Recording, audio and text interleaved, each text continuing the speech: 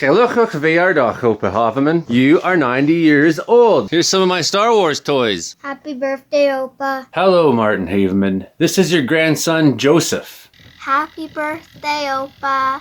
The one you used to call Moses. Wanna see my sand slab, Opa Haveman? It's pretty dark in here. We can go like this and put some light in.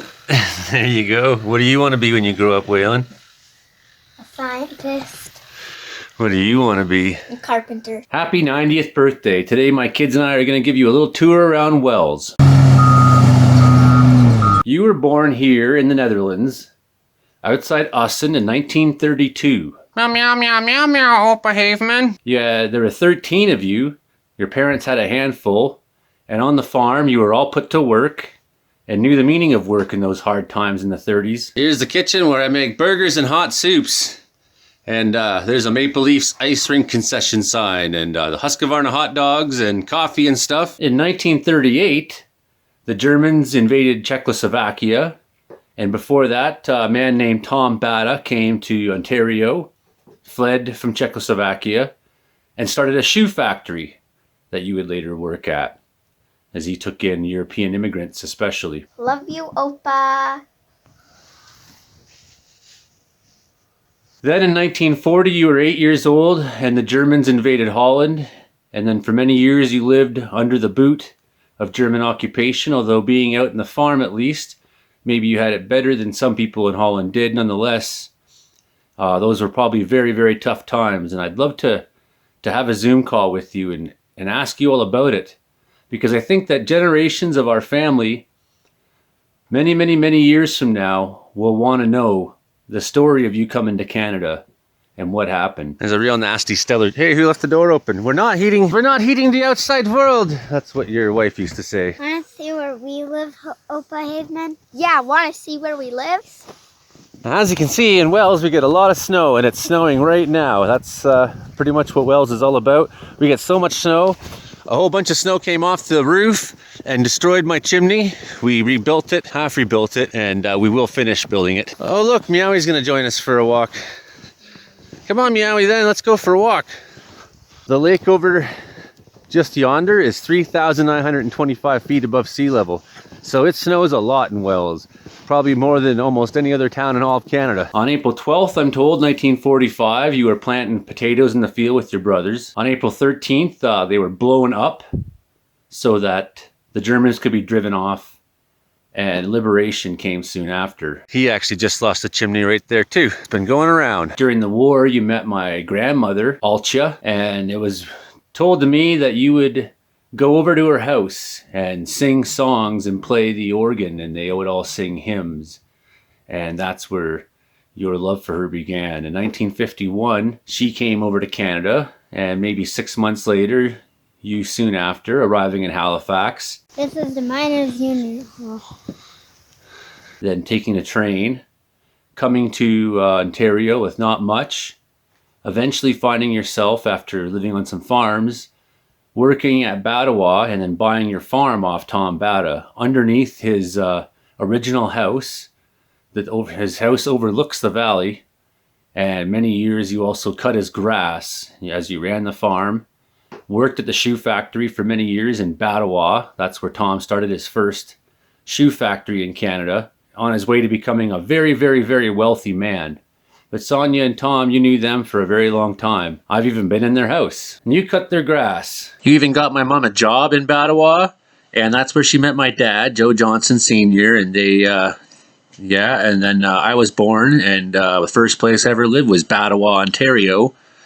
But so you got, thanks for that, I think. This is Island Mountain Arts.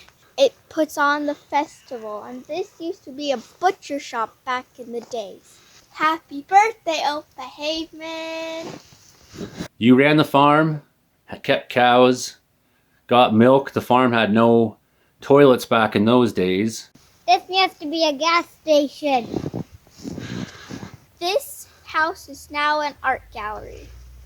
My mom was born in 1958, Allie, named after Grandma Alcha. She was already several kids in. You'd had Jack first, then Mary, then Frank, then Hilda, then my mom, then Marlene, then Gary, the youngest. He's only 4 years older than me. Candy shop. Oh yeah? You gotta get some candy? Yeah. As they grew up, on the weekends, you would play with your band, the Melody Men, a dance band you had, and you played all over Eastern Ontario, and you guys were pretty popular, and I hear you were pretty good. I've heard some of the music on an old cassette tape. A lollipop. Will's gonna get a lollipop. Happy birthday, Opa Haverman from Norma. Did songs like Wipeout, and you played the organ and the accordion. It took me a long time to see you play the accordion. I never saw it my entire childhood, but I saw you play the organ lots.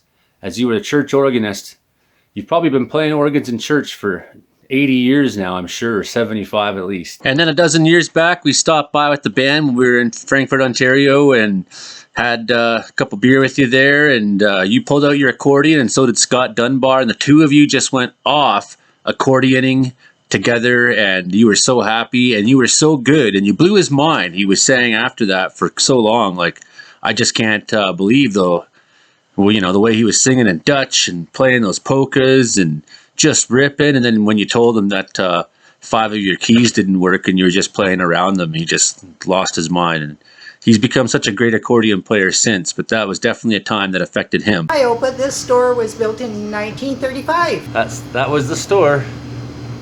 Everyone knows Marten, the organ player. So Wells has in common with you, it was largely built in 1932. There's the sign, and there's the door. What's this place called? The Wells Hotel. This place was built when you were 1 year old. Oh, look, a raven. Right up on the chimney of the hotel. 1974, the first of the grandchildren was born. That was Jeremy. Here comes Meow, he's still with us. Many years you played organ in the Christian Reformed Church in Trenton. In 1979, I was born. I was the second grandkid. I'm now the oldest because of Jeremy's passing. This place was built in 1934.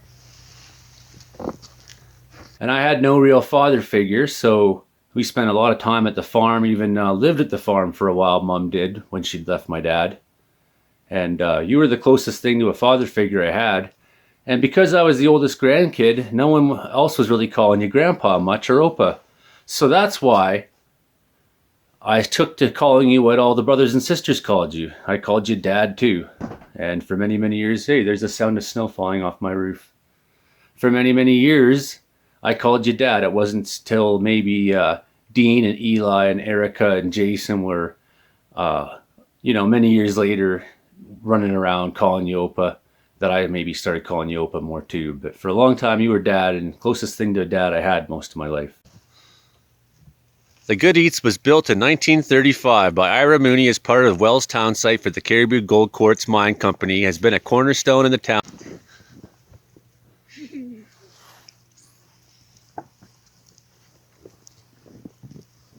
Gonna jump? Because if you jump, that'll be funny. Do it, Meowing, jump. Jump for Opa. Eventually, you retired from Bata Shoes in the late 80s, and she got cancer and for many years struggled through it. Finally died in 1996, I believe it was, and I recall most of that very clearly. Willow! When they told the story about you meeting her in Holland and singing on the organ for them all during the war, and how those were hard times, but they had music. And all the music that you brought to so many people. What a musical family we have. Uncle Frank knows how to play a lot of music. Eli's quite the musician, I see. He plays bass and other things, guitar. My mom leads choirs. Amazingly, she's a great choir director. Gary, he's just a talented, talented piano player.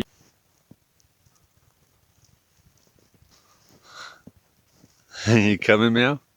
Finally, years later, you see me performing my Outlaw Country show, and I could hear you saying, that's my grandson. I taught him everything he knows. And I was kind of mad about that at first. Like, nah, you discouraged me. But then I thought about it, like, no, the musicality that's in our family, we all owe that to you. And it says something too that when I got older and started playing in punk rock bands, and I thought you would just hate the recording of The Persecuted, but you were telling everyone, that's my grandson. Maybe the screaming's a bit much, but that's my grandson. This is the Willow River. This is what I'm named after. eventually you met Nell in Holland and you fell in love with her, and you guys have been together for a long time. And I know that now that you're turning 90, it's going to be hard for you to travel there because it's hard to get insurance, health insurance, when you go abroad. So I know those are things that you're probably struggling with and wrestling with, and I understand how hard that must be and how long the two of you have been together. Not long enough for her to learn English, I guess, but she's a wonderful lady, and we've been really lucky to have her come into your life and be part of your last 30 years or whatever it's been now, 25 years. And this trail system goes all the way to Cornish Mountain and beyond. There's a big meadow there. On this map it looks small, but when you look at it over here without it snowing lots, it's huge. Huge. I ended up in British Columbia. I didn't mean to get stuck out here so long, and then I ended up having a family and owning a place, and I just never seem to be able to get home, and it's hard because I miss my Haveman family so much. And your great-grandchildren are really wonderful. They look like Havemans, and they act like them too. They're very proper and wonderful children, very polite. I just see so much of our family in them, and we are strong. So many of your brothers and sisters live to be not in their 90s now, and Will, the rest of them. Your own mother lived to be 97, I believe, or 98. She almost made 100, so I'm pretty sure you'll beat her. Maybe by the time we walk up there, it'll slide. This was the Wells Community Hall back in the day, and it still is today. When I was home last with you, you were standing by your wood pile, and I said, "Did you cut that yourself, Opa?" And you said, "Yeah, this can be you when you're 84 years old." And I said, "Shit, 50 more years of running chainsaws." But it's a testament. You don't wear out, you rust out. And you kept working and kept strong and kept physical your whole life, and you're still on your feet. And I respect that about you. You're a real tough man, and we always knew that. This is Town Hall. It used to be a bank. That's where they make all the big decisions. That used to be a bank too. There used to be like 6,000 people living in this town. Maybe if you can't travel to Holland, maybe you'll just have an excuse to find yourself in British Columbia. And you don't need health insurance to travel in Canada, so you can come and see all the awful snow for yourself. It's really quite lovely here in many ways, and I'm glad to be here 4,000 feet above sea level and doing our best to keep a house together and raise children right. And look how big Waylon is. He's a big boy, and way up there at the top is Willow on a really big snowbank. Their last names are Haveman.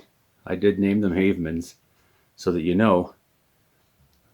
It's a Haveman line that continues. That's how it is with us. The towering snowbanks of Wells, BC. So I hope you will come talk to me or get on the Skype with me or / Zoom call and talk to me about Holland growing up and what the war was like and how you came to Canada. I really want to get that story down for generations of Haveman kids and grandkids and great-grandkids and great-great-great-grandkids and great-great-great-great-great-grandkids and great-great-great-great-great-great-grandkids and also great-great-great-great-great-great-great-great-great-great-great-great-great-grandkids, because you are the patriarch. You and Alcha were the patriarchs and matriarch of a long lineage of kids who are going to grow up in Canada now. And we'll never really know our Haveman family back in Holland the way that my kids won't, the way that I did growing up, at least. I got to meet so many of them. And this is my truck, and this is the lodge where I live. At least if we could have more of our story through you, that'd be good to find out. I really want that still. So that's what I want for my birthday. So happy birthday, Opa, Marten, Haveman. You're a beautiful, strong, tough old guy. You ready to come in, Meowie? Come on then. And it brings me relief to see so many Havemans grow to be so old, so that I know for sure I have a pretty good chance that I have to suffer still another 50 or 60 years on this planet. Yeah. Thanks. What's that you got there, Waylon? Yeah. It's my cool family. Your circuit board. What else can you make with it? That is a cool fan. Who gave that to you? Nana, Oma. Thank you, Oma Haveman. Happy birthday to you. Happy birthday to you. Happy birthday, dear Opa. Happy birthday to you. And many more. On Channel 4, and Scooby-Doo on Channel 2, and the Crazy Lady on Channel 80, and the Highway on Channel 5. Looks like we gotta go to town, but it's pretty snowy out, eh, kids? Yeah.